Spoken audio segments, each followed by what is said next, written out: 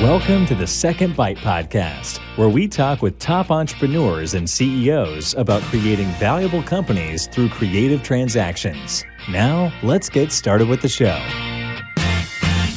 Welcome to the Second Bite Podcast. I'm your host, Todd Taskey. Ethan Kramer is your guest today. Ethan, so happy that you're here.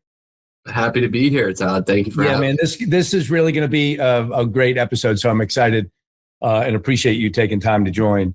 Before we jump in, I want to say thank you to our folks at Tower Partners that are a sponsor of the podcast, a great investment banking firm in Columbia, Maryland. So thank you to, thank you to them.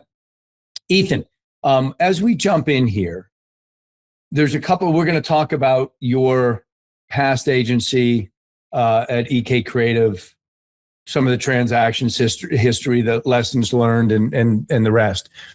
Give me a kind of a quick background, who you were, how you kind of thought about EK, how you started it, and just as an introduction, then we'll kind of get into it.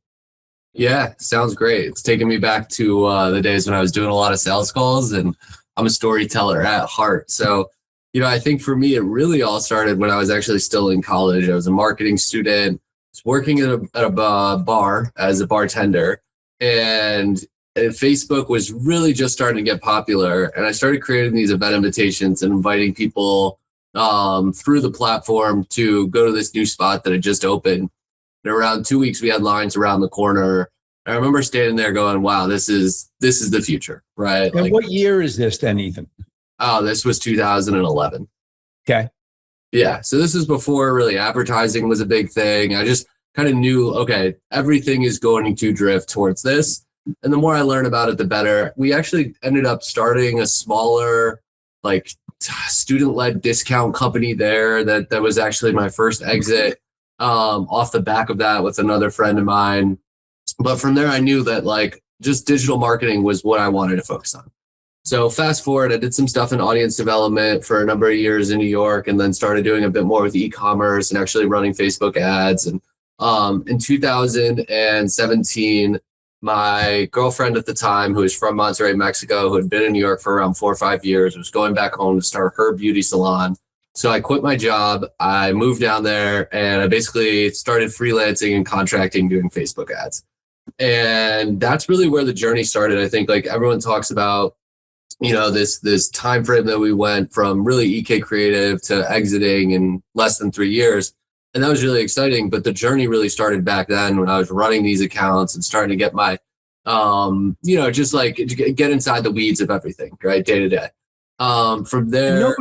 Nobody really cared where you were, let alone the fact that you were in Mexico and their businesses in Boston or Austin or Colorado, right? It was funny thing. They kind of thought it was interesting. And I think this was before COVID, and being a digital nomad was as well known of a term as it is today. Got it. So that's when you, let's say, realized that there's a business here, or you just thought, hey, I can support myself here in Mexico. That'd be great. Yeah. At the start, I was like, I'm just going to have a number of clients. I really wasn't thinking about it like a business as much as more of a contractor or freelancer. But through that contracting work, I realized I was fairly good at scaling up accounts and was able to kind of take a different point of view on what was happening within the algorithms and within the content generation and the ecosystem. That married with discovering this set of clients who are doing a lot with social commerce. This was really in 2019, 2020. So along that journey, there were ups and downs, but drifted, really focused on e-commerce. Actually had my own store at a point, doing some mock t-shirts that were kind of funny and parody style. And then found that there was this community of people who were selling online using Facebook Live, who had Facebook groups, who were doing a lot of founder-driven content. And they were working with a number of agencies who were really trying to put them in the same generic box as every other e-commerce store. And these clients, there was this tech company, Comment Sold at the time, that was building software for these clients, but no one was really thinking about it from a marketing perspective. And that's where I really had that light bulb moment of, this is a really unique niche. I'm thinking about it differently than everyone else. The results are there. I remember I scaled up one account from around 70K per month to $1 million per month in around 8 months. And from there, I was like, just month over month, the numbers, doubling almost. Was like, wow, this is pretty cool. And again, a credit to the clients, because they were doing a lot of things that I think they didn't realize at the time were now considered more mainstream, and they were really open to taking direction. And then again, myself, I was looking at the strategies and not just saying, oh, we're going to push traffic to your website, but I was like, oh, there's something here with this Facebook group. There's something here with this storytelling in these founders ads. Oh, if I take your live on Facebook and I do XYZ to it, I can actually run it as a website conversion campaign. I can get incredibly low CPMs. The algorithm loves this, right? And so there were a number of strategies that I developed that then led me to scale the agency. And, it wasn't as if even consciously at that time I was saying, oh, I'm going to build a business. It was that the demand just kept coming. Leads kept coming to me. They were finding me on Facebook. They were finding me through friends of friends. I mean, it was very apparent to me based off the lead volume that I had to do something here without trying. It was just word of mouth was spreading. And I was like, okay, I need to start thinking about more of a structure and how to scale this thing versus, myself running 20 accounts. So let me ask you this, because as we record this, the second half of 2026, everything you just described about Facebook sounds in today like TikTok Shop and TikTok Live. As a quick side note, how would you compare what you just described to what we're seeing today with TikTok Shop? Yeah, so I think it was similar. The transactions were living, in more of a closed ecosystem. The clients had their own apps and their own websites as opposed to shop right now, which is happening on platform. But the elements of live shopping being extremely engaging, right, and being a new way to reach audiences, and then seeing the value of having that connection with a user on a live translate to higher LTV, to lower customer acquisition costs. That was all spot on. A lot of the TikTok Shop, the most successful ones, do a lot of storytelling on the platform.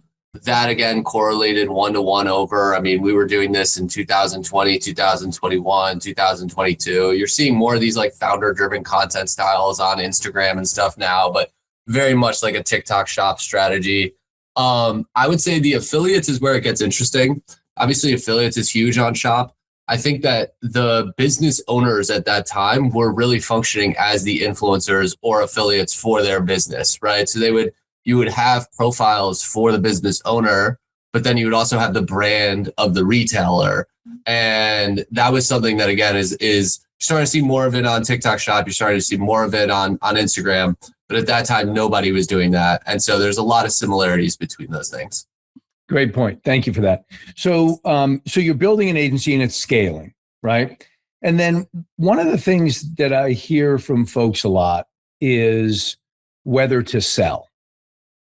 And we just finished a transaction with the folks at Social Commerce Club.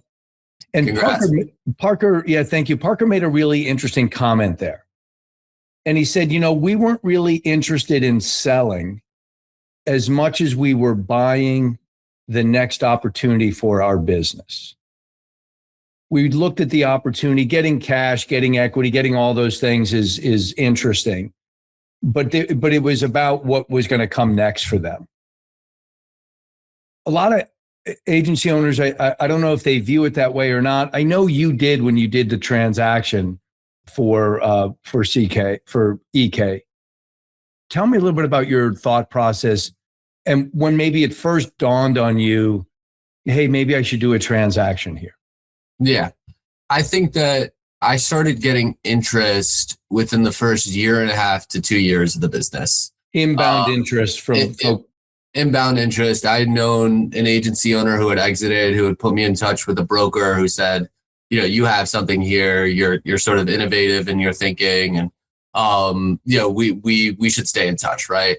And I think for myself, I knew that EK Creative was not what I wanted to do for the next 20, 30 years, right? I've always been a person who likes to explore new things, who likes to challenge themselves, right? And I think that for me, the idea of just scaling one business at that time was something I knew at some point I was going to look to exit. I didn't think it was going to come as soon as it did, but I think that is, a credit to the opportunity and kind of what you were saying just now about really like what that next phase can look like. And so for me, a lot of things lined up really well. I mean, obviously, early conversations went well, evaluations, sort of like where things were going culture wise. Complementary services was a really big thing for me as well. And the experience of going through the transaction. And I think looking back, I knew that I would learn a lot going through the transaction. And that was an exciting opportunity for me to be able to say, we've done a deal of this nature, know the ins and outs of it. Felt like that's sort of like, for lack of a better example, you win a championship, right? It's kind of like you got that medal and then, you want to go win more, right? But you can kind of, you say you've hit that top. And I'm sorry to interrupt, Ethan. Give me you're about how old at this time when you did that transaction with Agile? I was 33. And what was the approximate size of the business, revenue wise, employee wise, what have you? Yeah, so we were doing around 4 million in ARR in that year, and then employee wise, we were around 35 full-time employees, and we had a number of different contractors that we were working with, especially because at the time of the transaction, we had just become one of the first ever TikTok Shop partners. And so we were building out 3 new service lines to correspond with that new book of business that we knew was starting. Like we had already had a bit of revenue from it, but we knew it was going to be exponentially bigger as we scaled. So I know the things that guys struggle with most is, so you're at 4 million. I would imagine the following year you were going to be at 6, and the year after that, a number higher still, and the business will be more valuable and on and on and on. Yeah. So why not just continue to grow independently? And there must have been something that was more attractive to you than continuing to run independently. Can you talk about that and describe that a little bit? Yeah, definitely. I think that the idea of being part of something bigger than myself was really appealing to me. And again, that knowledge and learning experience of going through the transaction, I think was worth more to me than tacking on another 1, 2, 3, 4, 5 million in revenue. I felt like in the short term, I might be not giving up revenue because I think obviously with the transaction, there's strong upside there. But I think that the knowledge base that I was going to gather over the following 2 to 3 years would be worth its weight in gold as I look towards the second half of my career as an entrepreneur. And I think I also was conscious of the fact that I'm also getting freedom in that sense too, right? I think a lot of agency owners feel as if when they're scaling their business, the business itself is running a lot of their lives. And I think for me, I've always been an entrepreneur because I like freedom. And I felt like this was a way to obviously take chips off the table, keep skin in the game, but then open myself up to a lot more opportunities in the future while increasing my own knowledge base and making myself go through a cycle of growth as well. Do you, were there things when you were at 4 and someday you're going to be at 8, were there things that you identified in the business that you needed to do or build and you just didn't want to do it? And was that part of the motivation for a transaction? Yeah, I mean, definitely. I mean, there's always things in the business I think you're doing because you have to do them. I think, finance, obviously operations. I mean, even like the headwinds of, at first you go, oh yeah, we're going to hire the best talent across all 50 states. And then you realize you have to run the compliance for all 50 states. And it quickly becomes, I think, a little bit more challenging than you realize. And it's just time and effort. Not a lot of it's like requires, a certain high level thought process, but you have to know the processes. You have to take the time to understand it, right? Those were all things I wasn't super interested in. I've always liked innovating. And so for me, like being able to be at the forefront of innovation is where I thrive, and everything else from there are things that I look at as if it's, is this something I want to be doing or not? Again, finance, HR, operations, those are all really important things. But for me, I felt like I would be able to benefit from people who are better at that than I was, and I'd be able to play my role on a greater team. Almost like when you're really good at scoring, right, and you're playing basketball, you need someone who's going to be able to get rebounds. You need some people who are going to be able to assist. And I think that's how you build a great team that way versus just scoring doesn't win championships all the time. Yep. Give me your comments on this. A lot of times we talk, especially with guys that do transactions earlier in their career. There's a lot of entrepreneurs in the world. And as we all know, the vast majority of them never build a business that's sellable. You did that, accomplished that, and then sold it not to somebody, but to some of the smartest people in the space. Have you found since that transaction that the view of Ethan Kramer is a little bit different? He's kind of a made man now. He's sold to a private equity backed firm. And have opportunities come your way because of that? Or is that overblown? No, I think that's true. I mean, a made man, I think is, it's an interesting way to, I think, reflect and kind of speak about yourself.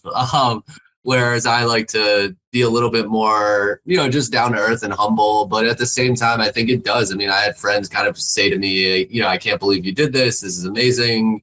And then in the business world, though, I think there are opportunities that definitely present themselves because of the deal. So, whether it's advising certain startups that I'm involved with now, or being able to come on as co-founder of a brand or a SaaS product, those are things that I think do earn instant credibility after the transaction. And people do look at you as like, okay, this guy's been through it. I can learn from his experience. He's climbed the mountain once, and he can help me get there. And I think that's been really great. And there's a level of self-confidence that comes with that too, right? Of being able to say, yeah, I've gone through this. I've done this deal. I built something. I think that when you start going for the next things in your entrepreneurial journey, having that win under your belt allows you to do those with a different sense of confidence, a different sense of, I would say, like strategic hindsight that you bring to the table as well. Not making the same mistakes, but also realizing certain things are just part of the process. There's like a cool, calm demeanor. It's almost like when you bring in veteran leadership, right, to a team as well. It's like you instantly gain that credibility, and that credibility then trickles down to everyone else on the organization as, oh, we've got a guy in our locker room who's been there and done that, right? We can feed off that energy. So you had inbound interest. Did you wind up talking with multiple potential buyers, or did you really focus in on Agile at the time? Yeah, so Agile was the first one that I was really serious about. I mean, there would have been a few people that had approached us. There was one that we had gotten into pretty detailed conversations with, but I just think timing wise, it wasn't right for them. And then I still have a great relationship with, and I've actually led to a few more things. But Agile was the first one where I felt like, yeah, this is a natural fit on paper. Like getting back to like complementary skill sets. We were a very social focused agency. Agile was very performance driven, but the main piece that they had acquired was Exclusive Concepts, which was historically like a Google search, Google Ads partner. They've done a lot with Marketplace. They've done a lot with feeds, and they had a social, team within their agency, but they weren't social first. They were definitely more search first, whereas we were social first, and we had this TikTok wing. And I think also I looked at ourselves as, sort of a younger team, right? Like we were doing a lot of things right, but there were also a lot of things we had to learn along the way. And they were the veterans for me. Whereas I looked at Exclusive Concepts and what Agile was doing and Trinity Hunt's experience in the space, right, which speaks for itself. And I was like, these are people I can learn from. These are the veterans that I want to attach myself to. And there's going to be room for me to run here with what I do best because, our skill set is uniquely complementary to what their agency has been built off of as well. So to set the stack, there's Trinity Hunt, who's the private equity group. Yep. One of the best respected lower middle market private equity firms. Yeah. I will say real quick about Trinity Hunt. Yeah. when I was first approached, I talked with Garrow's Group, who was the broker that had just been basically giving me free advice from probably once a quarter. And I trusted. And when I mentioned Trinity Hunt, they were like, oh yeah, they're legit and they're great people. And I think there's a lot of conversation around private equity. And, I think people warned me, oh, private equity, they'll ruin this, they'll ruin that. Trinity Hunt was great throughout the process, but I would double and triple down on that. Since selling, they've been nothing but supportive of me as a founder. And I'm just grateful that they are, our capital partner in business. Yeah, they're one of the few groups that have been on the Inc. founder-friendly private equity groups, I think every year since it's been in existence. So we've got Trinity Hunt up here. They have created a company called Agital, and Agital acquired Concepts. Yep. So of that stack, who did you interact with most? Who reached out to you? Did you talk with all of them? Were all of them important? Yeah. Elaborate on that some. Yeah, definitely. So I talked with Trinity Hunt at the beginning, and they were the first outreach. Trinity Hunt was. They were the first outreach, and then I met with people from their team in person. I had spoken to a number of people from Exclusive Concepts who are kind of leading the Agital rebrand, right? And I had a great sense of them and kind of similar backgrounds. And I was like, really, I remember getting off that conversation being like, wow, this is a really good fit. And then there was one other business, High Noon, that was, again, extremely complimentary to what we did. And I had talked to Scott Kaufman over there and kind of spoke with him about his experience. And I think their deal closed right around the time that ours did, or a month or two prior. So, but I would say that like the Exclusive Concepts team was a big thing for me, really understanding them and seeing what they had done over the past 20 years. They were like the tentpole agency at the time that we were rolling up. And so for me, that was a big thing. And I, again, started with the Trinity Hunt, but then when I got more in the weeds of, is this the right fit? I knew I was going to be working closer with the Exclusive Concepts team. And so that became more of the vetting mechanism for me.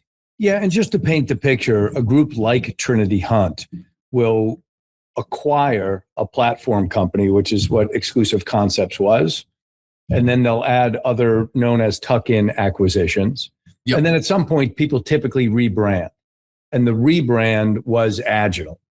So, and then they put a CEO in charge of Agital and on from there. So that's kind of the structure. When you got in there, what do you think you underestimated about moving from founder CEO to inside, not even a large organization, but larger than yours? What did you underestimate that there, to the positive and to the negative? Yeah.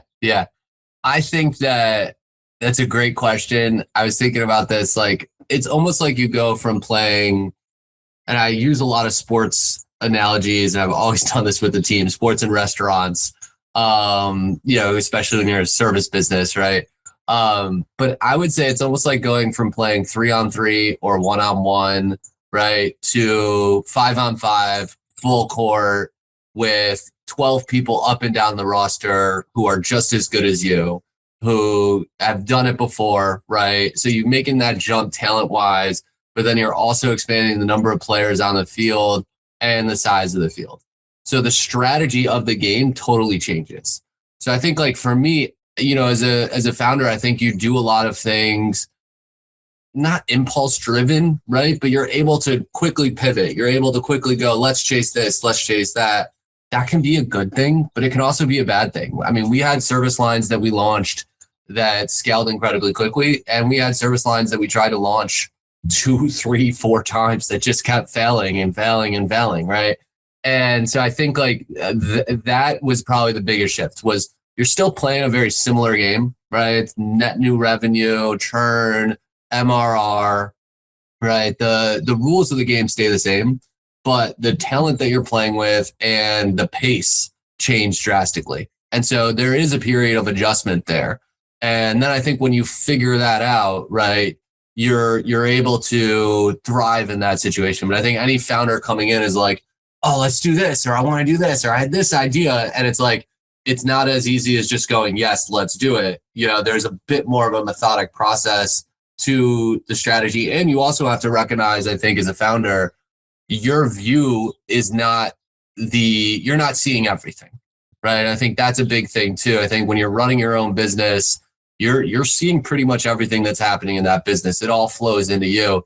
I think when you go to a greater organization, you have to trust the people that are to your left and to your right, that even if you have a good idea, it might not be the right time to roll that out because of X, Y, Z. And sometimes you're going to see and know those things, and sometimes you're not. And I think that's just part of playing on a bigger team. Excellent. Ethan, so let me get your perspective on this, because I hear from people a lot, founders. I don't ever want to be an employee somewhere. I couldn't be an employee. I'd be a terrible employee, and so on.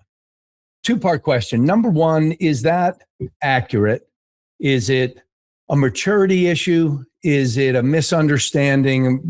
Give me your comment on that, and give me your comment on, after your transaction, did you feel like an employee, or did you feel more like a partner in a new venture? Yeah, I think that it's a fair assessment for certain people. I think that, when you say I can never be an employee, I think you're making a read on yourself at that time, and also the environment in which you are projecting, right? What being an employee is like. And so I think that there's two sides to it. And I think for me, I probably, like, if you were to go back 5-10 years ago, leaned a little bit more towards that. Like, I can never be an employee, right? I think as I matured and grew, I think I realized that, to improve your own game and to reach the level of success that you want, sometimes you have to make sacrifices. And so if you have someone who says, I can never play defense, I can never grab rebounds, I'm a scorer, again, to go back to that example, right? That person might be okay scoring 30 points a game and never winning a championship. Right. And that's the legacy I think that they leave behind. And that's not bad or good. I think for me, I think I am more of a team success guy, and I'm more of a culture guy, and I'm willing to sacrifice in the short term for a greater goal. And so, that was a big thing that I realized about myself. And then the second part of that is the environment in which you put yourself in. I think if you are an entrepreneur by nature, and if you're an innovative person, right, you need to make sure that the employment setup that you look towards encourages that, and you're put in a position where you can thrive.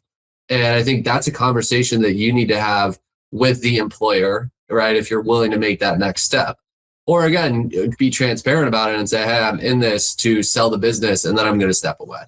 And so for me, when I was doing the deal, I kind of said, hey, I'm going to give it 2 years. I'm going to make this sacrifice. I know things aren't going to be the same as when I was running the company myself, but I also know there's going to be benefits to this for me long-term going through this process, things I'm going to learn that I would never have had the opportunity to learn otherwise about myself and about a greater organization. And I'm going to make that sacrifice.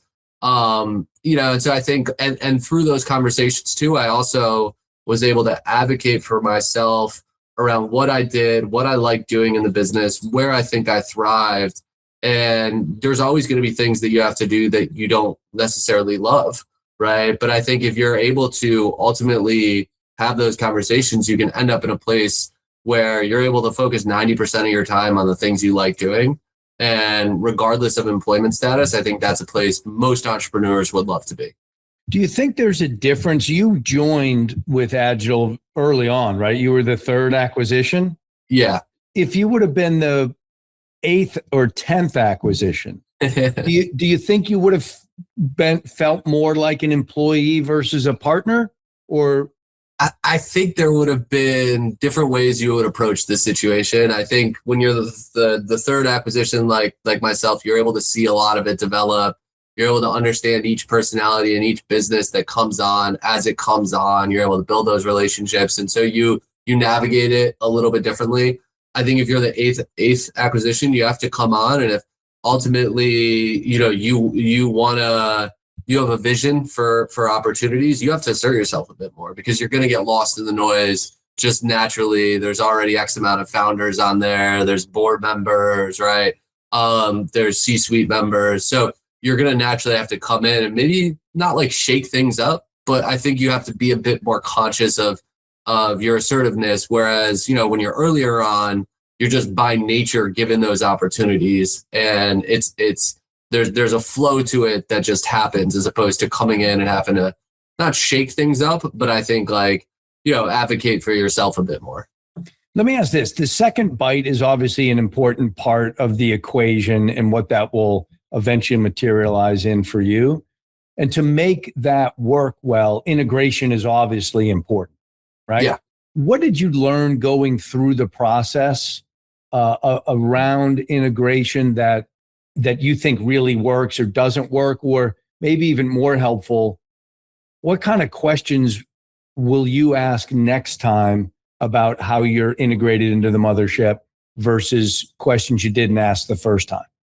Yeah, I think that when it comes to integration, it's easy to map out all these different scenarios on a P&L, right? Or, okay, this business fits with this business because of X, Y, Z, complementary services, right? But there's such a human layer underneath all of that, where ultimately, it's going to come down to the talent, how the talent is naturally, right, binding together. And then frankly, incentives. And I think incentives is probably the biggest thing that I would think about more so on the next round, right? And I think that is key to me, because when you have the incentives all lined up, I think naturally everyone is encouraged to row towards that goal. But sometimes those, and it's tricky because those incentives are not always going to be, everything for the greater good, if that makes sense, right? You're going to have individual founders who have individual earnouts, who want to grow their books of business. You're going to have the greater company, right? And their goals. You're going to have cross-selling opportunities. You're going to have time sharing between employees to unlock the cross-selling opportunities. You're going to have investments being made at certain areas, right? And so all those things kind of factor in. And I think that model of, okay, there's a human layer here. So you have to really build culture to support that, right? Culture, I think, is probably the best word for that human layer. Do we have a culture that incentivizes, or do we have a culture that naturally is there to enhance the integration, right? How can we do things like that, whether it's lunch and learns or trivias or cross-sharing opportunities, right? And then there's the incentives, because ultimately, especially that first year or two when you're chasing earnouts, right? You want to make sure that you're mindful of, growing your book of business, hitting your ultimate goals, but then setting the company up for success in the future. And, the larger thesis at play, which is typically around, integrations and this idea of 1 + 1 = 3, 4, 5.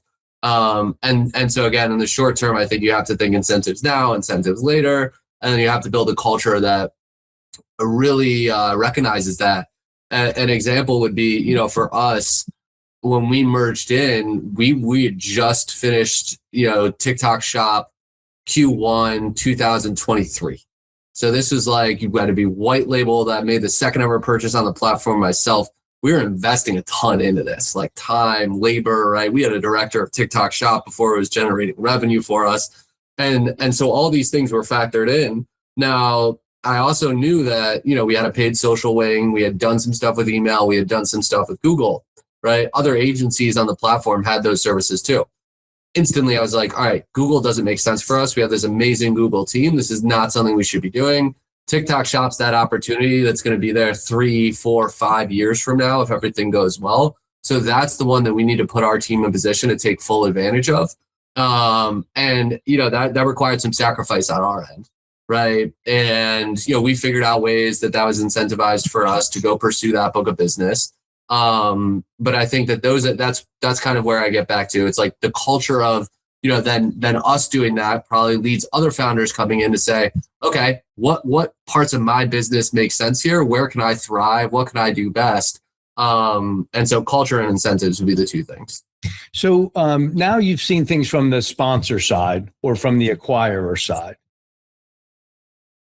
Give me 1 or 2 or 3 things that I can't see as the founder seller, right? Coming in, what do I not understand well, or what's a mistaken thought process that founders have that they just don't realize until they get through to the other side? I think founders probably naively think that everyone in the world thinks exactly the way that they do. And there's a certain level of confidence coming in where, okay, I've gone through this transaction. So, 99% of the time, what I think is probably right. Right. And I think that that is probably the biggest thing coming on when you get a lot of people who naturally have gotten to a successful place by trusting themselves. When those people don't see eye to eye on everything, which is going to happen, that's probably the thing that you need to be mindful of, and that I, learn from as well. And it's a healthy part of it. I think, like, for me, like, radical candor is a good thing. You want to have those conversations because that's ultimately how you learn, how you grow, and how the business thrives the best.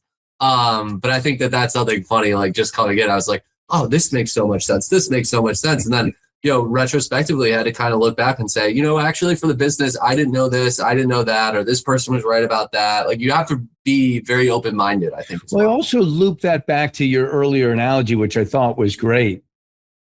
What I do, it makes complete sense when we're doing when we're playing 3-on-3. Yeah, it's a different game, it's a different pace. Now you're thinking 5-on-5. Yep. Right. And you're thinking about a series, not just a quarter. And so the analysis is different at the next level up. Yeah, it's not just how do I win the next point, right? It's all right, how do we get to game 6 and game 7? How do we protect home court, right? It's all these different things. And then, it's even like, what about next year, right? What about who are the guys that we need to retain? Who are the free agents that are coming up that we want to sign, right? It's like, it's like, oh, do we go out and buy that agency? Do we build this talent in-house? Right, this capability that we want, right? Like, it's all those types of decisions. Yeah, it's just another layer of sophistication, complexity, on and on and on. Yeah. Let me ask this to wrap us up, because you've seen pretty well where the puck is going, right? Saw it in TikTok, saw it in Facebook. How do you think about where the puck is going now as it relates to AI, right? Everybody wants to know about that. So if you want to comment, fine. What I'm more interested in is, where are we going with social commerce? Where is that going to evolve to over the next, call it 24 months in your mind? Yeah. So I would say, like, there's a combination of all these things kind of coming into one central theme, which is, obviously AI is an incredibly enablement or an enabler, right? And I think especially from an agency perspective, each platform and each SaaS company, right, is releasing their new tools and their new features. But I think integration and incrementality is really the key to getting all these things working together. And that's what I would say is the theme for social commerce as well. I think a lot of people, when you say social commerce, still think TikTok shop, right? And I think that definition is going to only become broader and broader and broader. And what you're able to accomplish with social commerce and how you measure it, I think, is going to be key too. And I think, like, there's kind of this interesting phase in the market where, I've talked to this, where EK Creative was, again, we were primarily a paid social agency. Our first service for the first year and a half was just meta ads, right? And then we shifted. We became a bit more TikTok focused, right? And so we had the experience in Meta, but we were able to bring that to TikTok. A lot of the agencies in the social commerce space are very much like TikTok first agencies. And I think that they think about social commerce as TikTok only. I was saying this to people 2 years ago, being able to take your TikTok affiliates and run paid partnership ads with them on Meta, right, is a huge unlock for you.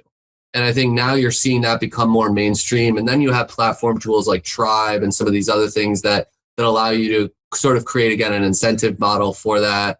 And I think that's only going to continue to develop.